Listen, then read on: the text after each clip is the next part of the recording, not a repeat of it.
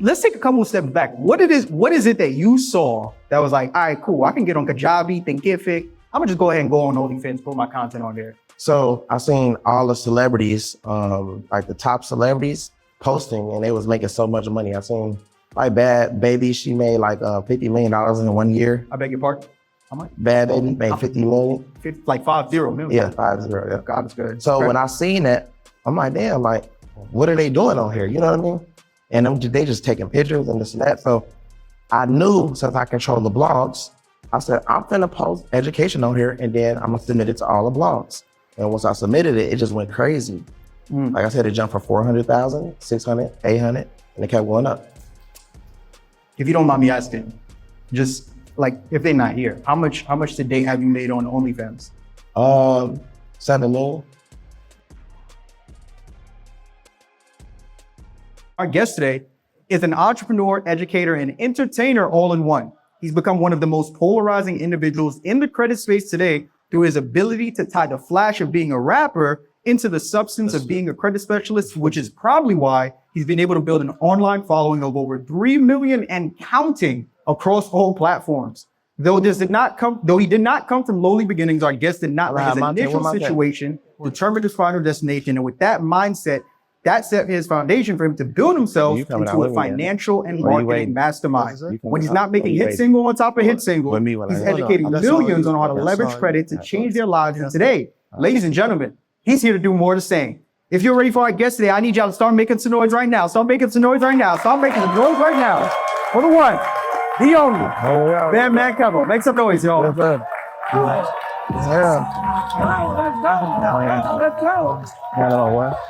Yes, sir. How you doing, bro? Yes, sir. It's right here. Listen, y'all. This is about to be one of them ones. Y'all can have a seat. Y'all can have a seat. Goodness. Yes, sir. Man. What's going on? How you feeling, brother? Pretty good. Listen, I'm excited to have you on. Of course, I know who you are. I did a pretty decent job introducing you, of course, but there's some people in here who might not be familiar, so let's get them familiar. Who exactly is Man Kevo? Rapper, entrepreneur, marketer. You know, I work undercover for a lot of labels and stuff like that. A lot of people that's on social media, I do their ads and stuff, and just try to be in between everything that I do. Got you. Obviously, we're here at the Credit Summit. You see what's going on here. All these beautiful black and brown faces from across the country here for one reason, in one building, in one weekend, to learn about how to become financially empowered. You have become a polarizing figure within the credit space, and you've taken your platform to educate so many across the country about the importance of credit. Talk a little bit about how credit has played such a huge role in your journey as an entrepreneur and as an entertainer as well. So as with credit, I started with, like as anybody know, I got locked up back in 2016. Right. I got out in 2019. And really, I just had credit. I didn't really have any, like not too much of money. So let's say if I hit $100,000 limit, I opened up 10 banking accounts. You know what I mean? Every single bank seeing that every bank that I hit $100,000 limit. So that's 100,000, 100,000, 100,000. And I started investing into ads. Once I started investing into ads, Onlyfans came out. When Onlyfans came out, I was the first person to get on Onlyfans talking and teaching credit. Right. You know, Onlyfans is really known for sex, right? Right. But I got on there talking about credit. And that's when I started making like $600,000 a month, then $800,000 a month, 1.2, then 1.4 a month. You know what I mean? And that's kind of how like that started off. I love it. Listen, man, let's dive more into that because like I said, not only are you a credit specialist, but you've made it a priority of yours, a standpoint within your content to educate as many people as possible about the importance of credit, both on a personal side and on a business side. Why? Right? You could just keep that information for yourself. Because I've seen a lot of people was, like when I got out, I was asking people what was trade lines, and I was so shocked that people didn't know what a regular trade line was. Being like a primary, and they didn't know anything about credit. It was just like, I just need to get rich. I just need to get some money, and I just need this. And I'm like, really? You can't get a nice car or a nice home or can't get credit cards and stuff like that without credit. Most people think it's about credit score, which is about credit history. So I just want to educate our culture on just credit alone, especially rappers getting deals and stuff like that and running through their money when I'm telling them to just take percentages, use the percentages to actually get whatever you want. and save the rest, you know? I love it. I love it. Listen, like I said, not only are you a credit specialist, you're also a marketing specialist. You've done a tremendous job of building a platform of over 3 million followers, right? You have over 500,000 subscribers on YouTube right now, 3+ million on Instagram. The numbers are growing and growing and growing. Obviously, I'm sure there's a lot of strategy that goes behind that, right? There's a lot of method to that madness. What are some of the different things you've been able to do? Because we got some future millionaires in the building, right? If we got some future millionaires in the building, let me make some noise. We got some future millionaires in this building, right? Yeah. We want to be able to give them all the tips of the trade, all the tools and tricks of the trade when it comes to marketing on how they can put their brand out there. To be honest, you can't be cheap. You got to take risks. Like I didn't never think that I spend over $4 million into ads. But then, you have to do a lot of studying. Like you got to study Facebook. Whatever you're going to post on, you should learn the system all the way. So if I'm posting on Instagram, I need to know every single little thing about Instagram, every algorithm, how it works, what time to post, and ads. Even if you have to get on the phone with the people and have them walk you through how to save money, how to get the most for the less. So that's what I started doing on Instagram and stuff. And I spent like 400,000 on Instagram, about 400,000 on Facebook, a few $100,000 on TikTok, and just start like doing it all at once. So if I go, also while doing ads, I learned blogs. I start reaching out to different blogs and say, how much do you charge to post this? How much you charge to post that? I start building relationships with certain blogs. So now I got ads running, I'm doing blogs, and I'm doing certain things to go viral as well. Which even if somebody don't like you, they will still go to your page, be nosy, and still click to figure out what do you have going on. So once they see that you're making all this money, you're very successful, let me dig more into this guy. And subscribers, like I got 21,000 subscribers paying $50 a month, do the math. You know what I mean? So every time I go viral, the number goes up. So the money goes up. I love whether it's good or bad. I love it. I love it. Diving deeper into your marketing strategy, you talked a lot about ads, right? That's always something you talk about, not just on the stage, but off the stage as well. You also talk slightly, and I want to dive deeper into it, leveraging other people's audience, right? Doing things like shout out pages, doing things like podcasts and other. Talk a little bit more about that for some of the new business owners here that want to get more eyes on their business. So you have to do blogs. Blogs are very important. I mean, we don't really watch the news like that no more. We get our news from blogs. So your favorite blog, you might want to work out a deal with them. I do monthly deals with certain blogs. I build relationships with them. I send them gift cards, or I try to get to learn the owners real well. That's my main goal. So that when I'm coming out with something or doing something, I need it to be posted. As far as even a podcast, if you are an entrepreneur and you want your business out, the new wave, you got to figure out what's new, because you want to be able to take over what's new. You know what I mean? Just like Instagram wasn't out, I was one of the first people on Instagram. So when you're like the first to, like, okay, just for instance, just like when Onlyfans came out, I was one of the first people on Onlyfans doing credit. Right. And then I took off. It can be the same thing, just catching a wave and just learning it and blowing up off of it. I mastered Onlyfans. You know what I'm saying? So I'm trying to figure out what's the next and the next and the next play. I love it. I love it. Let's talk about branding, right? Because marketing is your ability to message and get your business out there. Branding is, essentially what is associated with you. We see you here in person. I mean, it's hard to look at you. The ice is shining. It's blinding me when I'm sitting down right now. We're not going to get into the details about how much it costs. But listen, brother, you look like you're doing well. You look like you're doing very well, right? You're very intentional about how you brand yourself, right? Obviously, because you're an entrepreneur, but you're also an entertainer as well. I'm curious to know, how much thought do you put into if your brand hurts your business more or does it help it more? So for example, right, do you ever think to yourself like, all right, cool, I got the chains, I got the tattoos, I dress like this. Even though I may speak to a certain demographic, I'm also probably closing myself off to another demographic. How often do you think about that? So that's the reason why I still do music, is because you can close yourself into straight business and only be business, right? So I do both so that I can, like, okay, for instance, if I wasn't doing music, it would be hard for you to make a blog that I would make. Okay. I'm always over all the music blogs, the No Jumpers, the Academics, the Say Cheeses. You know what I mean? Like the hip hop entertainer / blogs. Now, if I was strictly just business, those owners of those companies wouldn't be too quick to post you. You get what I'm saying? Right. So I noticed that if I stay in both lanes, I can get both crowds. It's called the culture. You know what I mean? So you make more money just like that. Just imagine if Drake was doing subscription-based sites. Subscription-based sites sell better because I rather you have to come back and come back and come back and come back versus just selling one item and then it's like people get tired of it because right now our attention spans are real short. Right. So you want to always have something new coming. You know what I mean? Right. But like I said, people look at blogs and they go off of blogs. So whatever the blogs say, they go off of that. So if I say I'm worth $1 billion, everybody will believe I'm worth $1 billion. Facts. So that's how you solidify yourself through the culture. You know what I mean? Staying in different lanes. I love it. I love it. Once again, you manage both hats of being a business owner, but also being an entertainer. You talked about some of the pros in that it allows you to get on certain platforms that someone like myself couldn't get on, right? Yeah. What are some of the cons? What's the dark side to that a lot of people may not see? You got to deal with a lot of negativity, like you were just saying. But I mean, I'm used to the negativity and stuff. I feel like negativity actually brings more sales, like I said, that people probably don't know because, like people be nosy and stuff like that. But I mean, you just deal with a whole lot trying to play both sides, really.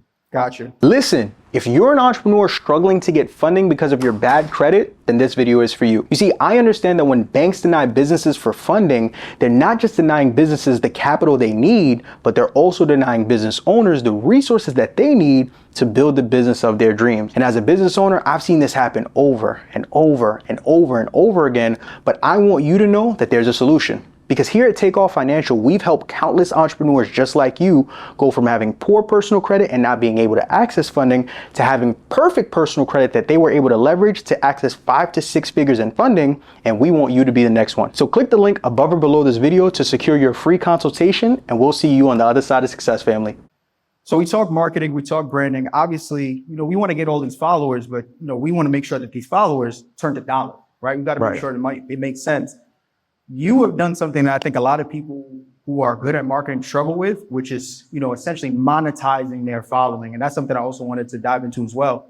And you touched on one of the platforms you've been able to do this with, which is Onlyfans, right? Now, audience, I don't know if y'all know, Onlyfans is a very interesting website that's for some very interesting content, right? But like you said, you were the first person to come on there and essentially pivot and talk about like education and credit and mindset, mentorship and all these different things. And even still to this day, you're the only person I believe that's on there. I wouldn't know because I'm not on the site, but you're the only person that, talks about credit and education and all these different things. Let's take a couple of steps back. What is it that you saw that was like, all right, cool, I can get on Kajabi, Thinkific. I'm gonna just go ahead and go on Onlyfans, put my content on there. So I seen all the celebrities, like the top celebrities, posting, and they was making so much money. I seen like Bad Baby, she made like $50 million in 1 year. I beg your pardon? How much? Bad Baby made 50 million. Like 50 million. Yeah, 50, yeah. God is good. So when I seen that, I'm like, damn, like, what are they doing on here? You know what I mean? And they just taking pictures and this and that. So I knew, since I control the blogs, I said, I'm finna post education on here and then I'm gonna submit it to all the blogs. And once I submitted it, it just went crazy. Like I said, it jumped from 400,000, 600, 800, and it kept going up. If you don't mind me asking, just like if they're not here, how much to date have you made on OnlyFans? 7 million. Yeah.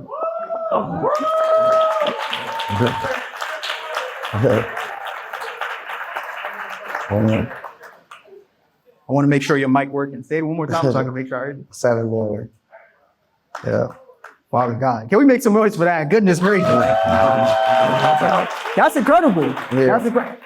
Are you talking to any of your other entrepreneur or friends that are within the entertainment space? Like, yo, I got to get on here. I'm killing it. There's more than enough for everybody else. So you kind of just... When I try to talk to them, I try to talk to them about the blog space and what they got to do as well as, Google ads, Facebook ads, Instagram ads, and blogs. They all got to be mixed together to actually make yourself bigger because you got a lot of competition now.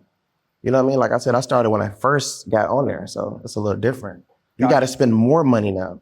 How so? When you say you have to spend more money? So, for instance, let's say if somebody try to get on OnlyFans and try to do what I do, they probably got to come in with $300,000 just to spend.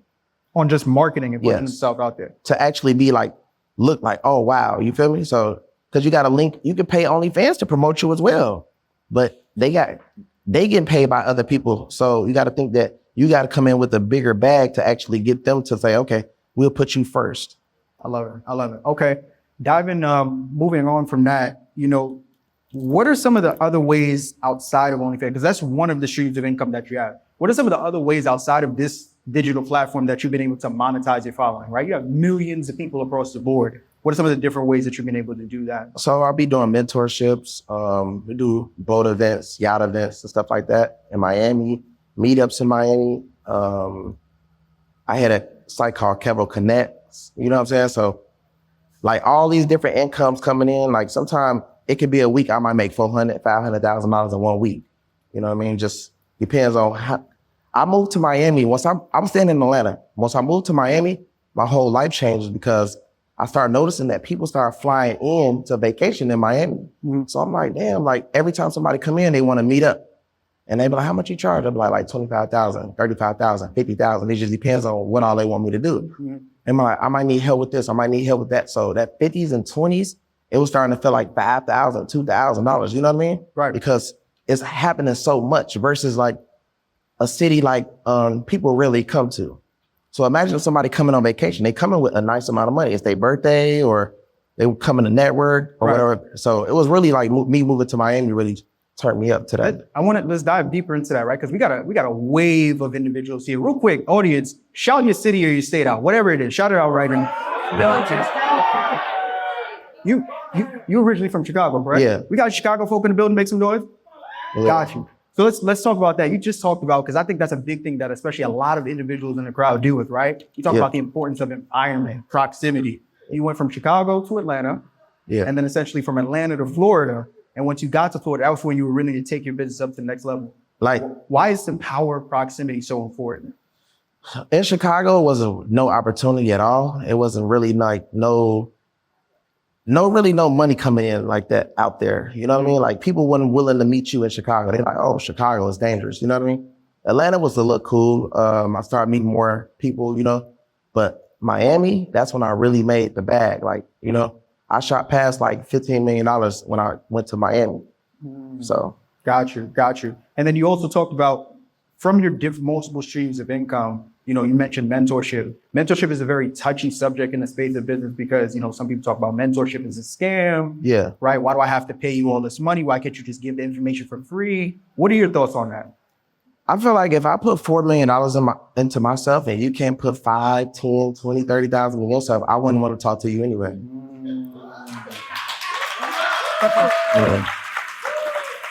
That's just on ads and stuff. You know, that's how I look at it, you know. And I think that's a big thing too, because like you said, mentorship, essentially a cheat code, right? Because whatever you're charging them to get access to the information. Yeah, I'm giving you all of my secrets, like walking step by step through what I did. Right. So it's like, if you don't believe in yourself, I don't believe in you either. So, you know. So you're a mentor to many. Are you currently going through any mentorship right now yourself? I probably got like 8 people. Got you. So for you personally, how much have you invested into your own personal development and business knowledge? About 4.8 million. 4.8 million? Yeah. Y'all gotta make some noise for that. Good work. And of that 4.8 million that you invested, how much were you able to get back of that investment? Like 14. Well, 10, I could say $10 million. $10 million. Yeah. Got $10 million. Yeah. Got you. Because you got to think like this. I spend $60,000 a month just on blogs, $400,000 a month right now on ads. Then what makes me don't feel so bad about it is if you Google Coca-Cola, Pepsi, and all these bigger companies, they spend $1 billion. Don't you know Coca-Cola and Pepsi? Oh, I know. So why are they still spending billions of dollars to themselves to this day? That means that I'm doing something wrong, you know? So I need to go harder. Right. Yeah. Diving more into that, why do you think so many new business owners struggle with that understanding of the importance of investing in themselves? Because they feel like they can just make a post and like, for some reason it's going to like light up like a fire or something like that. I'm not sure. Like, I don't think that they really know that the reason why these people are so big is because they spend so money into connections. The right connections could get you to the next level. Some people are real cheap. They might have the money and just want to hold on to the money, but some way you're going to spend the money. You're going to spend you might not spend it for this connection, but you're going to end up spending it for some type of problem or something will happen where you will spend the money. So I'd rather have a good connection that can help me get to the next level. You got to stay focused as well too. Yeah. A lot of people got a lot of distractions.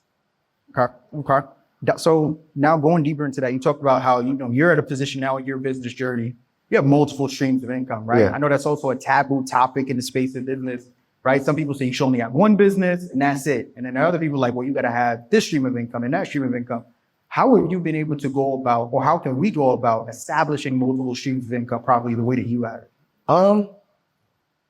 To be honest, it just depends because like some people can't like handle too much at once. Sometimes you do have to start like one at a time. You have to master something.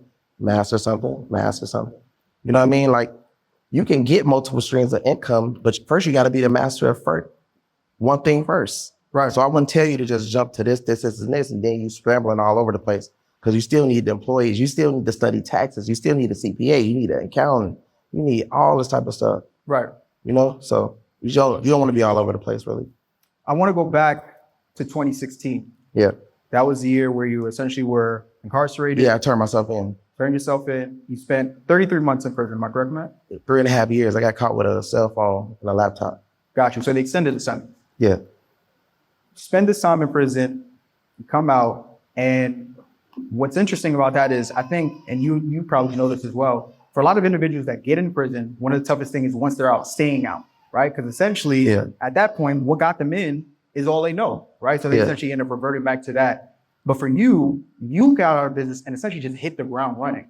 Yeah, so see, if you like sitting like in a cage type, and then you're just thinking about how like, you feel like just going in the store is like, you're grateful to just walk in a store. Like, I don't got no security guard following me, like, you know, telling me what, you know? So it makes you feel like everybody is like zombie sleep. Like they not taking life serious enough. Okay.